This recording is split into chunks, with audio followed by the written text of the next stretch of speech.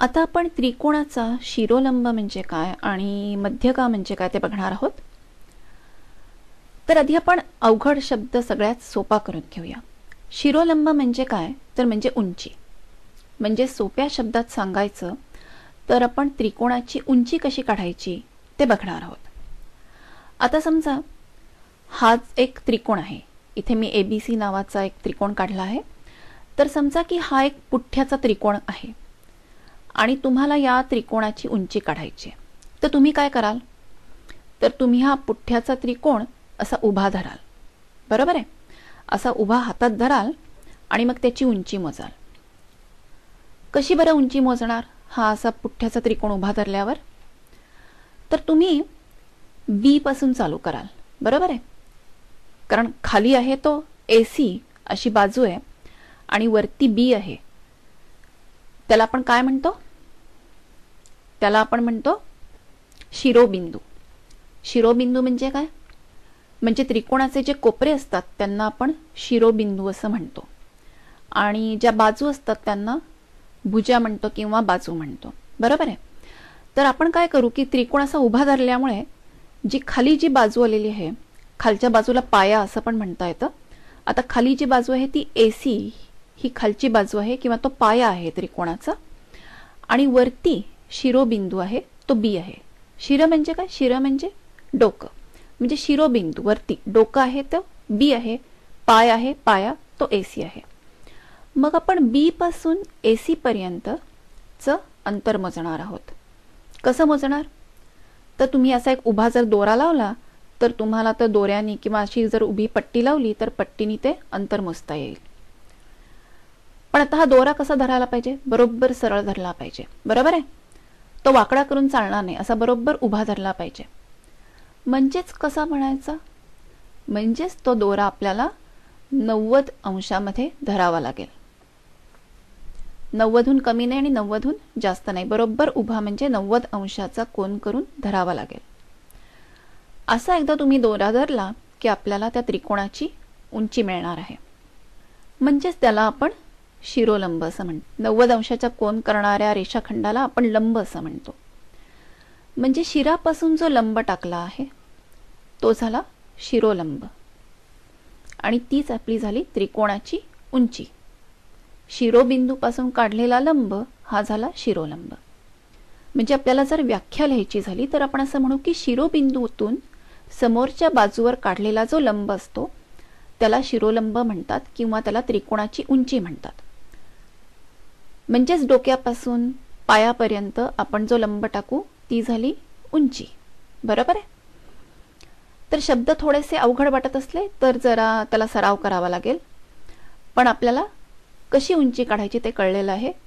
एक शिरोबिंदू घ्यायचा, त्याच्या समोरच्या बाजूवर लंब टाकायचा, जीही काही लांबी असेल ती झाली उंची. त्याला आपण थोड्याशा अवघड भाषेमध्ये शिरोलंब असं म्हणायचं.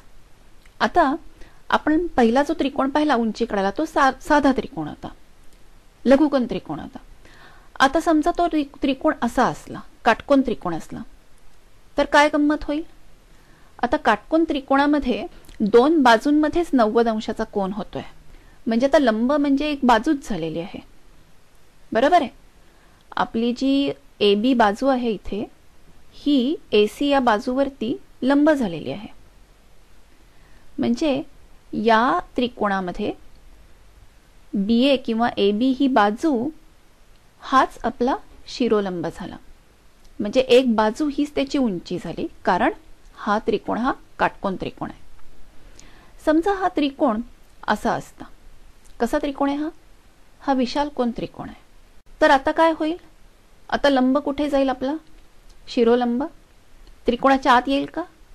आता B पासून मला जर शिरोलंब काढायचा असेल तर मला काय करायला लागेल की माझी जी AC ही बाजू आहे तिथून मला डावीकडे अशी थोडी एक रेघ मारायला लागेल आणि मग त्याच्यावरती मला B मधून लंब टाकता येईल. जो माझा AC हा पाया आहे त्या AC बाजूवरती माझा लंब जाणारच नाही कारण 90 अंशाचा जर कोन करायचा तर तो जिथे येईल तिथपर्यंत माझी AC बाजूच नाहीये कारण हा विशालकोन त्रिकोण आहे. म्हणजे आपल्याला AC बाजू वाढवून मग तो लंब टाकायला लागेल आणि मग आपल्याला ती उंची मोजायला लागेल. म्हणजे आपण काय शिकलो की त्रिकोणाचा शिरोलंब दरवेळेला त्रिकोणाच्या आतमध्ये असेल असं नाही. पहिल्यांदा तो आत होता, नंतर तो एका बाजूवर होता आणि आता तर तो त्रिकोणाच्या बाहेरच निघून गेला. तर शिरोलंब हा असा वेगळ्या ठिकाणी पण असू शकतो.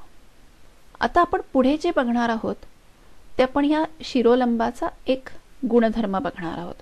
आता असं बघूया की हा आपला साधा शिरोलंब झाला, बी हा शिरोबिंदू होता आणि AC बाजूवर टाकलेला हा शिरोलंब झाला, म्हणजे उंची झाली. पण दरवेळेला मी तो बी मधूनच टाकायला पाहिजे असं काही आहे का? असं काही नाही. तुम्ही कुठलाही एक शिरोबिंदू निवडू शकता आणि त्याच्या समोरच्या बाजूवरती तुम्ही शिरोलंब टाकू शकता. म्हणजे आता इथे मी C हा शिरोबिंदू म्हणून जर निवडला तर माझा शिरोलंब कशावर येईल? AB वर येईल. बरोबर आहे, कारण तो समोरच्या बाजूवर जातो. आता B घेऊन झाला, C घेऊन झाला. समजा मी A घ्यायचं ठरवलं तर मी A पासून जर शिरोलंब टाकला तर तो येईल BC वरती. म्हणजे मला वेगळे वेगळे असे 3 शिरोलंब काढता येतील का? कारण माझ्याकडे त्रिकोणामध्ये 3 शिरोबिंदू असतात. आता तुमच्या असं लक्षात येईल की हे तिन्ही शिरोबिंदू हे एकाच बिंदूमध्ये एकमेकांना भेटतायत किंवा एकमेकांना छेदतायत. तर तुम्ही कुठल्याही प्रकारचा त्रिकोण काढून बघा, तुमच्या असं लक्षात येईल की त्रिकोणाचे सर्व शिरोलंब हे एकाच बिंदूमध्ये एकमेकांना छेदतात. तीनही शिरोलंब. हा जो बिंदू असतो याला संपात बिंदू असं म्हणतात. जिथे 2 रेषाखंड एकमेकांना छेदतात त्या बिंदूला संपात बिंदू असं म्हणतात.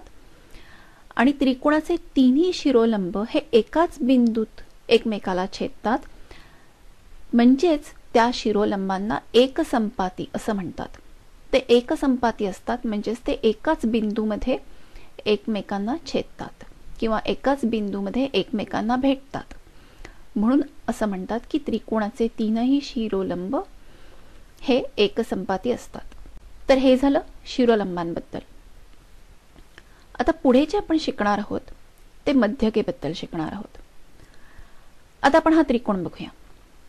आता या त्रिकोणामध्ये समजा AC या बाजूकडे मी पाहिलं, बरोबर मी AC या बाजूचे 2 सारखे भाग केले तर मला असा मध्यबिंदू दिसेल. मी त्याला O असं नाव दिलं आणि हे दोन्ही भाग समान आहेत हे असं मी खूण करून दाखवलेलं आहे की जेवढा AO आहे तेवढाच OC आहे. आता मी जर B आणि O हे जोडले तर जो रेषाखंड तयार होतो त्याला मध्यगा असं म्हणतात. म्हणजेच काय? B काय आहे तर B आहे शिरोबिंदू आणि O काय आहे? O हा B च्या समोरच्या रेषाखंडाचा म्हणजे AC चा मध्यबिंदू आहे. या दोन्हीला जो रेषाखंड जोडतो त्याला म्हणतात मध्यगा.